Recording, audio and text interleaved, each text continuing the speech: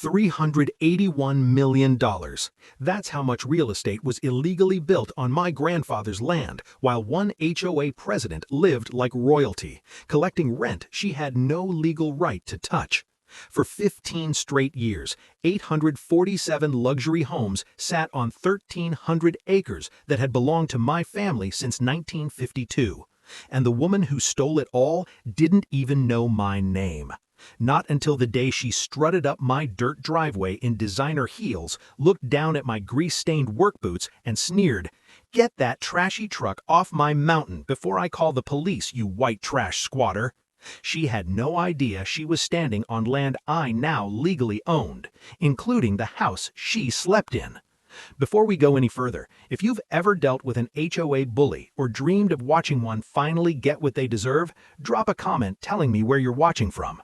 Trust me, by the end of this story, you'll want your voice on record. Because this isn't just about revenge. It's about a lie that lasted 15 years, a family destroyed by corruption, and a clause one greedy woman never bothered to read. My name is Ethan Hale. I'm a mechanic from Ohio. Calloused hands, oil under my nails, 3 months behind on rent when my grandfather, Samuel Hale, passed away. 3 days after his funeral, I maxed out my only credit card and drove 12 hours west to Colorado to settle his estate. I expected to inherit nothing more than an old cabin, something I could sell fast to cover funeral costs and maybe keep my lights on another month. My entire childhood, I'd been told the same story. Grandpa made terrible financial decisions. He wasted the family's money on worthless mountain land instead of investing in something practical. That story had become family legend, and it ruined us. When I unlocked the cabin door, the smell of pine sap and old leather hit me like a memory I didn't know I'd been missing. Dust floated in the sunlight. His coffee mug still sat on the table. Reading glasses folded neatly beside hand-drawn survey maps from the 1940s. That's when it hit me. Grandpa wasn't just some foolish land buyer. He'd been the original surveyor of this entire mountain. In 1952, he bought 1,300 acres of pure wilderness for $3,200, back when it was nothing but elk trails and pine trees. The family joked he'd gotten stuck with the useless land, while smarter investors bought downtown plots. Every reunion ended with someone laughing about Grandpa's big mistake. Turns out, the joke was on us. I was sorting through his papers when I heard it. Crunch. Gravel under high heels. Click, click, click. Someone was marching up my driveway like they owned the place. I stepped onto the porch just as a woman in her 50s stopped at the bottom of the steps. Perfect blonde hair, oversized sunglasses, clipboard clutched like a weapon. Behind her, a black luxury SUV purred softly, worth more than I made in 3 years. She smiled, but her eyes were cold. "Excuse me," she said in a fake accent so forced it hurt. "I'm Marilyn Ashcroft, president of the Summit Crest Association." Everything about her screamed entitlement. "This community has standards," she continued, tapping her acrylic nails against the clipboard. "That eyesore truck of yours needs to be removed immediately. We simply can't have property values threatened." She paused, then added casually, "847 families live here." I filed that number away. "My husband, Victor, works for the county assessor's office," she said with a smug smile, "so we know exactly what this property is worth, and frankly, it's not much." She didn't know what none of that entire subdivision knew. Every one of those pristine homes sat on land my family had owned for over 70 years. For 15 years, a property management company under Marilyn's control had been collecting more than $12,000 a month in lease payments that should have gone to my grandfather. Instead, he died believing we'd lost everything, and she lived like a queen. I didn't tell her any of that, not yet. "I'll take care of the truck," I said calmly. She handed me a violation notice stamped with the HOA seal. 72 hours, $500 per day after that. Then she leaned in just enough for me to smell her expensive perfume. "I do hope you'll fit in better than your grandfather did." Her SUV rolled away down the mountain road. I stood there listening to the wind move through the pines, holding that violation notice in my hand. 847 families, 15 years of stolen payments, and a safe my grandfather had hidden somewhere in this cabin. The next morning, flashing red and blue lights woke me at 6 a.m.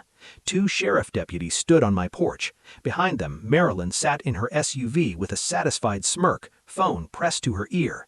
"Mr. Hale," one deputy said awkwardly, "we have a restraining order here. Ma'am claims you threatened her yesterday." Threatened her? By saying I'd move my truck? She'd also filed a complaint claiming I had no legal right to be on the property, something about unpaid back taxes. Her husband had inside knowledge, apparently. That's when the first real piece clicked into place. This wasn't just HOA bullying. This was a coordinated scam. After the deputies left, I drove into town and headed straight to the Redwood Valley Library. The librarian, Eleanor Whitby, recognized my last name before I even introduced myself. "You're Samuel's grandson," she said softly. "That woman made his last years miserable." She led me to county records that made my hands shake. Starting in 2005, my grandfather's land had been mysteriously undervalued, from $2.8 million to $180,000 every single year. Signed off by Victor Ashcroft. Fraud, plain and simple. By noon, I was on the phone with Rebecca Monroe, a Denver property attorney.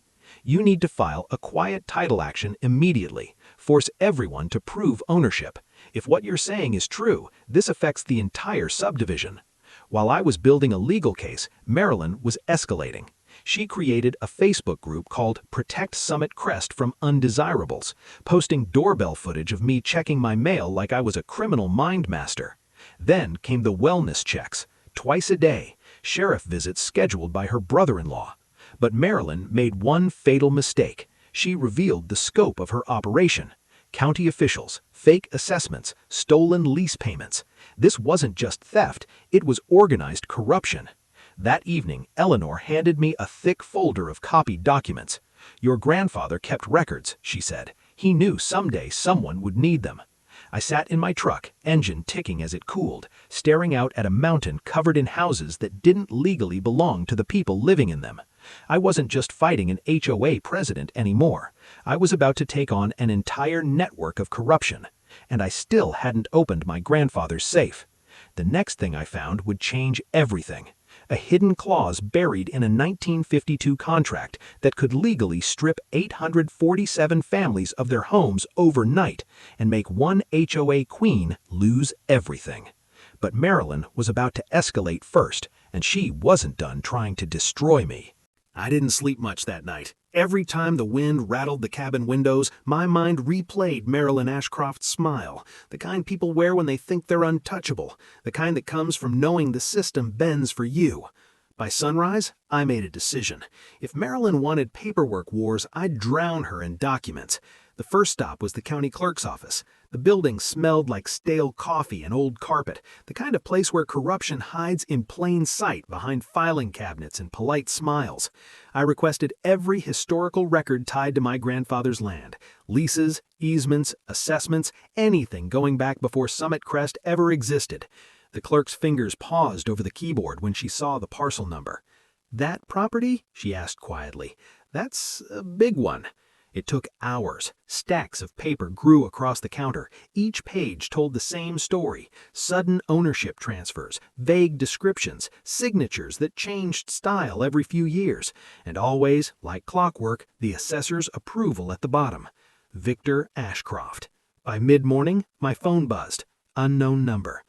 "Mr. Hale, this is Charles Whitfield, legal counsel for the Summit Crest Association.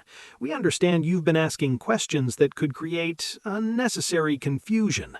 Confusion? That's what they called 15 years of theft. "I'm just learning about my property," I replied. There was a pause, then a thin smile in his voice. "Sometimes learning too much can be expensive." The line went dead. An hour later, my phone buzzed again. This time it was the sheriff's department. Another complaint. This one claimed I was illegally occupying land designated for future community development. A blatant lie, but enough to keep pressure on me. That's when I realized Marilyn wasn't trying to win legally. She was trying to exhaust me. That afternoon, I returned to the cabin and finally found what I'd been avoiding, the false wall behind my grandfather's closet. The safe was old, heavy, and hidden with the kind of care you only take when you know someone might come looking. The combination was scribbled in his journal, Our family founding date.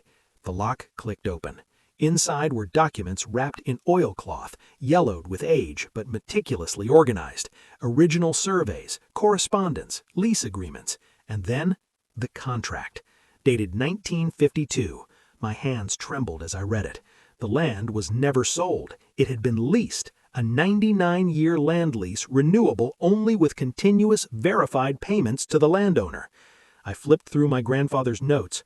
Payments stopped in 2005, replaced by forged receipts routed through a management company Maryland controlled. And then I saw the clause that made my breath catch. Reversion of improvements. If lease payments were interrupted for more than 60 consecutive days, all improvements constructed on the land would revert to the landowner. Not just the land, the houses, the roads, everything. I sat there in silence, listening to the wind move through the trees.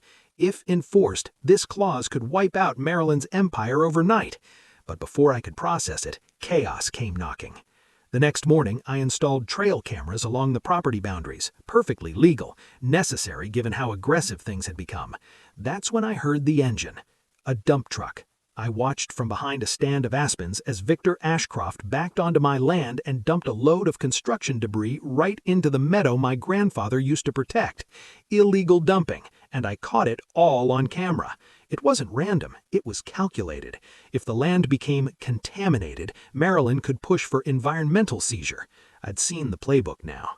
That evening, Tom Calder, the hardware store owner from town, came by the cabin. He didn't waste time. "She's shaking down businesses," he said. "Calls it donations. If you don't pay, inspections start popping up out of nowhere." My blood ran cold. This wasn't just about land. It was a protection racket. That's when Tom said the sentence that changed everything. "You know that main access road?" he asked. "Runs straight through your grandfather's original parcel." My mind snapped into focus. Every single one of those 847 homes depended on that road, including Maryland's. She controlled the HOA, but I controlled the land beneath their tires. The next call came from Rebecca Monroe, my attorney. "Ethan," she said, voice sharp, "she just escalated. Filed a complaint claiming your land contains protected wetlands." Federal involvement. Eminent domain. Maryland was trying to steal it all in one final sweep.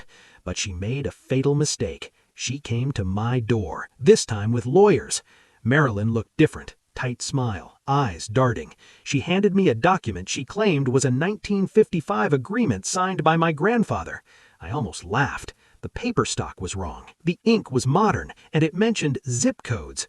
Zip codes didn't exist in 1955. I took it straight to Rebecca. She didn't even bother hiding her amusement. "This is forgery. Bad forgery." 2 days later, Special Agent Lauren Park from the FBI was sitting at my kitchen table. "Your HOA matches a pattern," she said. "Multiple aliases, same scam, different counties. Mail fraud, wire fraud, tax evasion. This wasn't just my fight anymore. It was federal." That night, my phone buzzed with a text. "Stop digging. Some secrets should stay buried." I stood on the porch, staring at the lights of 847 homes glowing against the mountainside. She thought fear would stop me. She was wrong. The moment Marilyn Ashcroft threatened me, everything changed. Up until then, this had been a legal chess match. Documents, lawyers, quiet investigations, pressure applied through paperwork and patience. But threats? Threats meant she was scared, and scared people make mistakes. The very next morning, I filed the paperwork Rebecca Monroe had been preparing behind the scenes. A quiet title action covering the entire 1,300 acres. It was a legal nuke, not something you drop unless you're absolutely certain of your footing. By lunchtime, the phone started ringing. Homeowners, realtors, banks, and then the media. I ignored all of it, because Marilyn wasn't going to sit quietly while her empire collapsed. She went nuclear first. It started with social media. The Summit Crest HOA Facebook group exploded overnight. Marilyn posted blurry screenshots of my security cameras, claiming I was surveilling families. She accused me of being unstable, dangerous, a threat to children. "This man is planning something," she wrote. "We need to protect our community." Within hours, neighbors I'd waved to days earlier were crossing the street to avoid me. Parents pulled their kids indoors when my truck passed. Someone left an anonymous note on my cabin door. "We're watching you."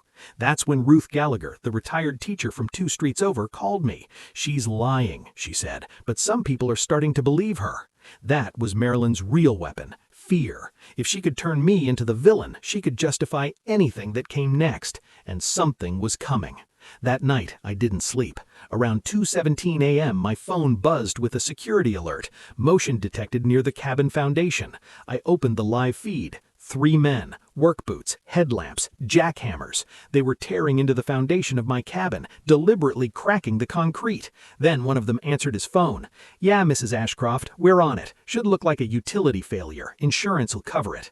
I grabbed my keys and reached for my phone. No signal. Landline, dead. They'd cut the cables. For the first time since this began, fear hit me hard and fast. This wasn't intimidation. This was an attempt to destroy my home, and possibly me.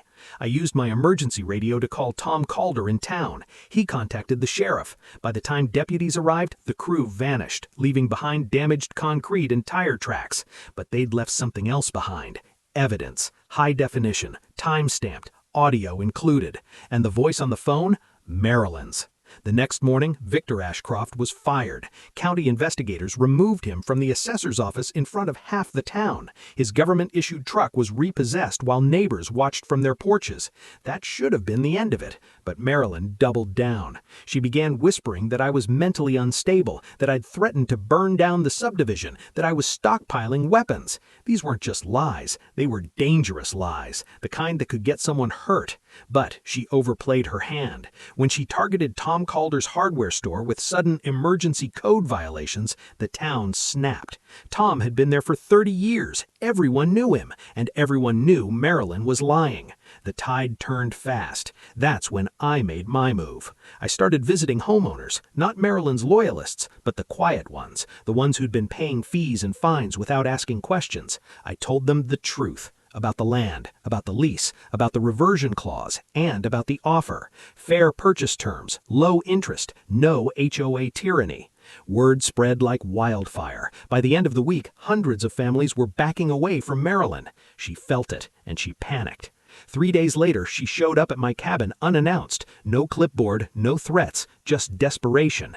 "Ethan," she said, forcing a smile, "we got off on the wrong foot." She offered me $500,000 to resolve the confusion. I recorded everything. The attempted bribe was the final nail. That night, she tried to flee. At 6:03 a.m., Special Agent Lauren Park called me. They arrested her at Denver International Airport. One-way ticket to Costa Rica, nearly $1 million in cash. HOA funds stolen. The news vans arrived by noon. Marilyn Ashcroft, HOA president turned federal fugitive, was the headline everywhere. But even in custody, she wasn't finished. From jail, she filed emergency motions, claimed harassment, claimed victimhood, claimed I was the criminal. That was her last mistake, because the town hall meeting was already scheduled, and this time, everyone was coming. Marilyn thought arrest would silence me. Instead, it gave me the stage, because at the town hall, I wasn't just exposing her crimes, I was about to reveal the clause that proved I legally owned every house in Summit Crest. The community center had never seen a crowd like this. Cars lined the road for half a mile in both directions. News vans blocked the parking lot. People spilled under the grass, clutching folding chairs and phones, whispering in nervous clusters. 3 weeks ago, this had been Marilyn Ashcroft's kingdom. Tonight, it was her reckoning. I stood behind the curtain near the stage, laptop open, palm steady even though my chest felt tight. Rebecca Monroe stood beside me, calm as ever, flipping through legal documents like this was just another Tuesday. "She'll show," Rebecca said quietly. "People like her always do. They can't stand losing the spotlight."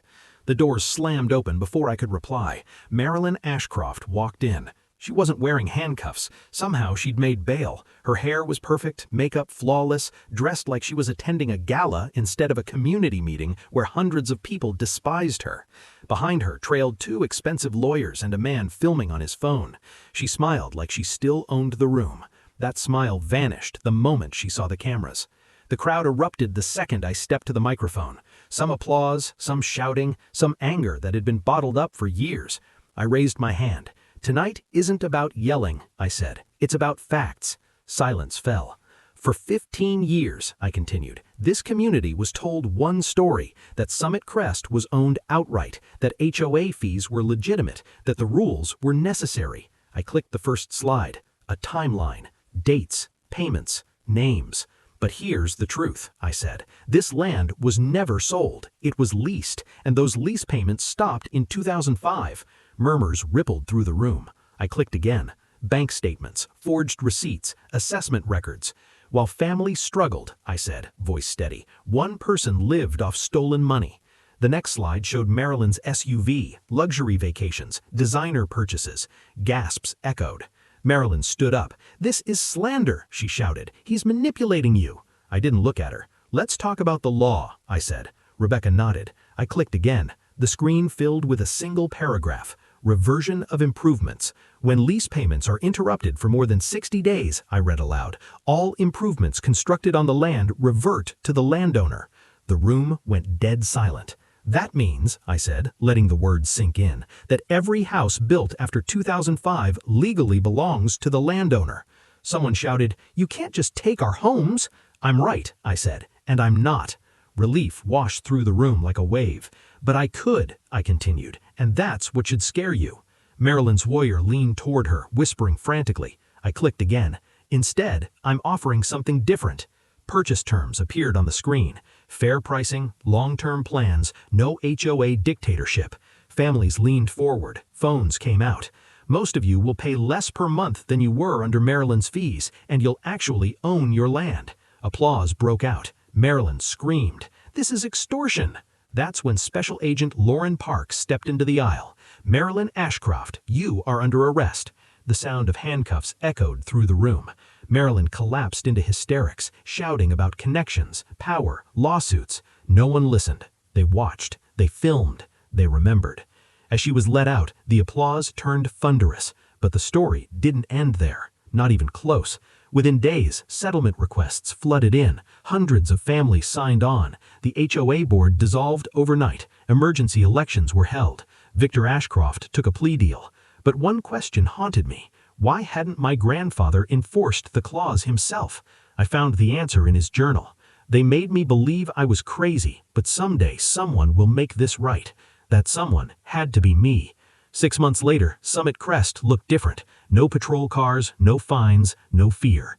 Kids played freely, neighbors talked, and Marilyn, she was sentenced to federal prison.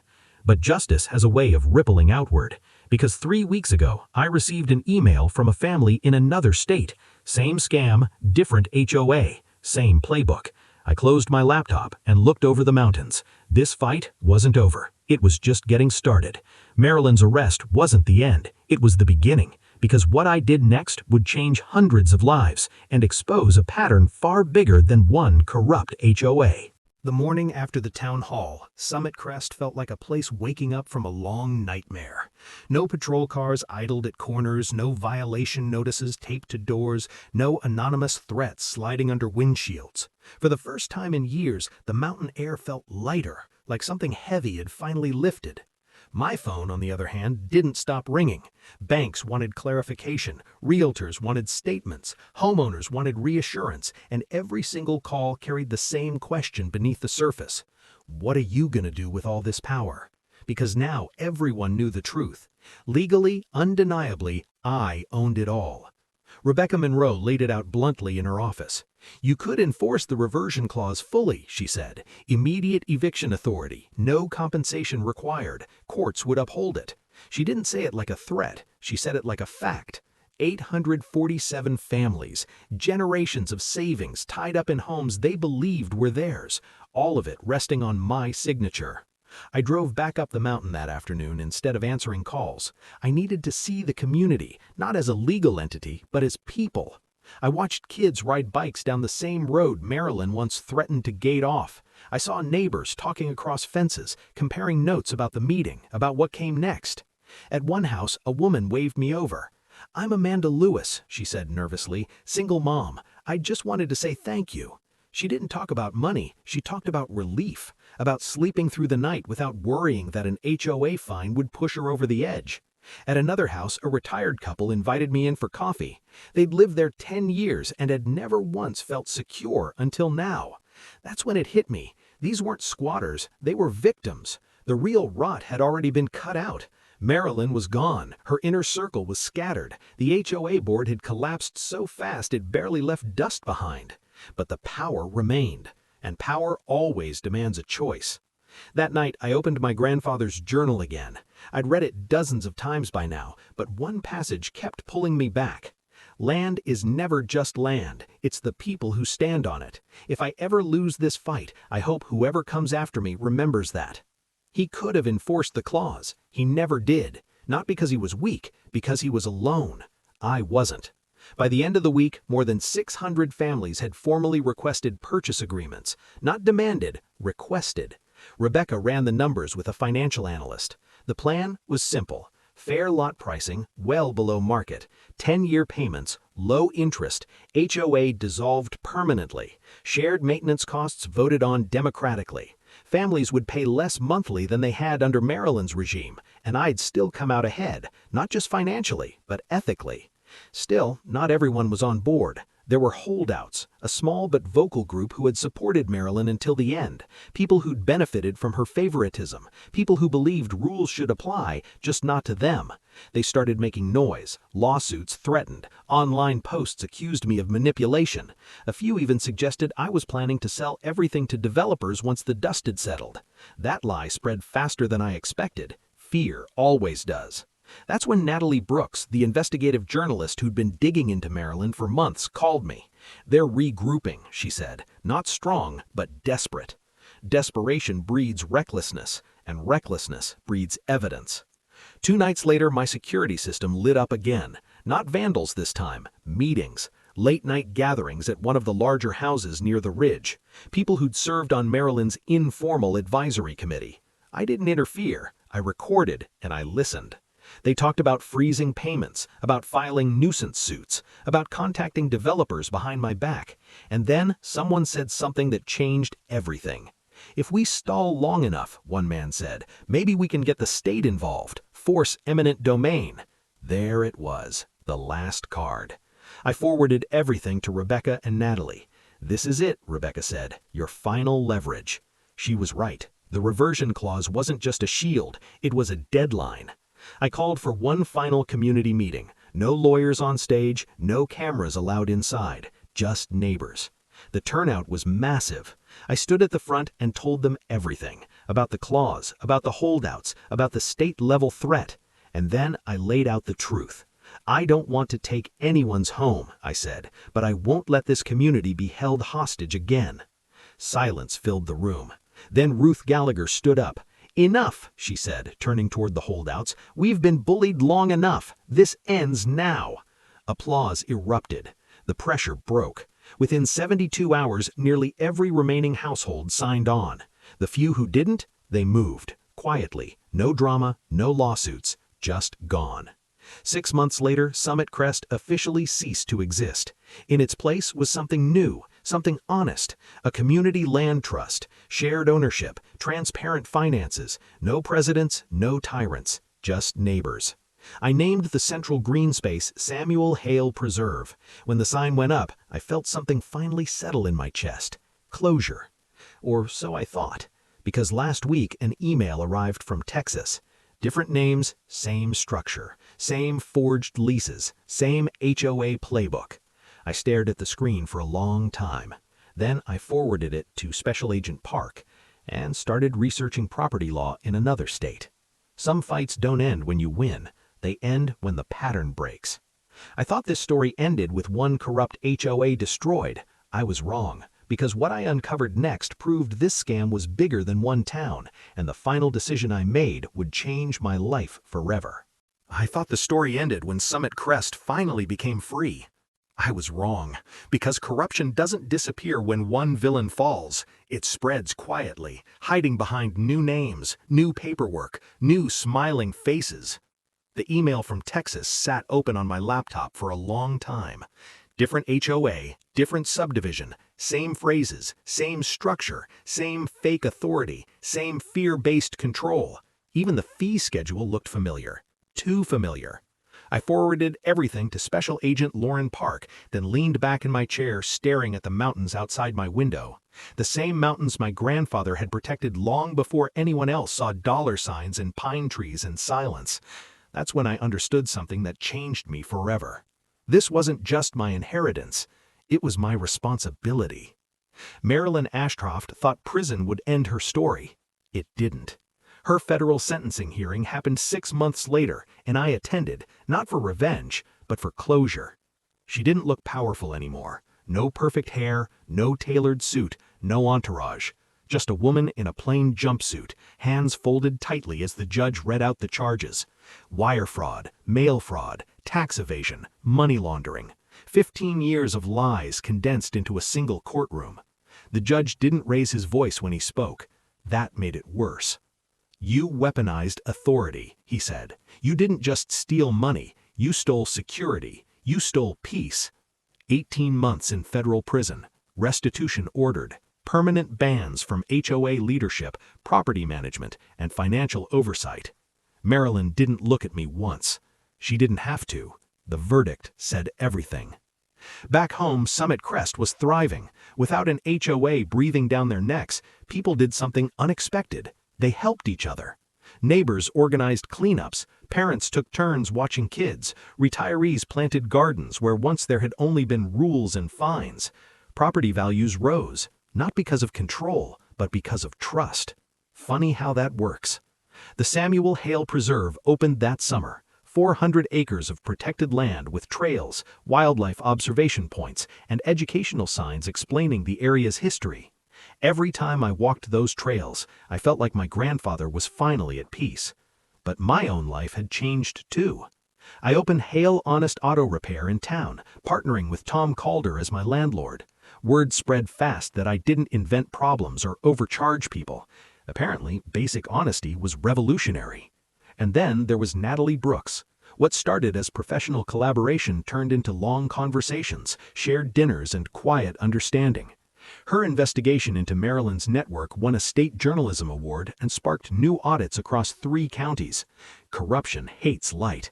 Natalie made sure it stayed exposed. But the Texas case didn't fade. It grew. Within months, similar emails arrived from Arizona, then Nevada, then Oregon. Same pattern, same playbook, different victims. I didn't move, I didn't start a nonprofit, I didn't become some kind of crusader. I did something simpler. I answered. I explained how to find original leases, how to check assessments, how to spot forged agreements, how to document everything. And when needed, I connected them with the right people. One case at a time, the pattern cracked. HOA boards disbanded, officials resigned, families stayed in their homes. My grandfather's quiet fight had become something bigger than either of us. A year after Summit Crest's transformation, the community held its first Freedom Day festival. No violations, no permits required, just music, food, laughter, and a dunk tank where people paid to dunk volunteers dressed like corrupt HOA presidents. Even the kids understood the symbolism. As the sun set over the mountains, Ruth Gallagher raised a toast. To the man who reminded us that authority should serve people, not rule them. I didn't feel like a hero. I felt like a steward, and that was enough. Late that night, after the festival ended and the mountains went quiet again, I sat on my porch with my grandfather's journal in my hands. The final entry still stopped me every time I read it. Someday, someone will make this right.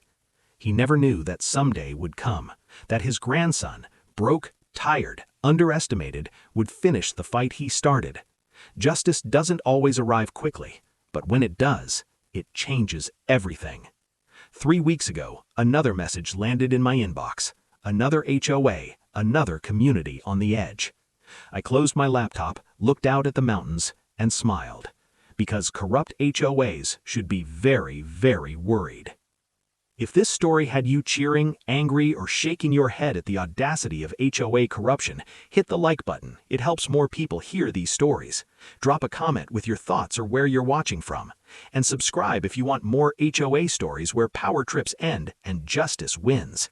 Because this won't be the last Karen who thought she was untouchable. And it definitely won't be the last time the truth catches up.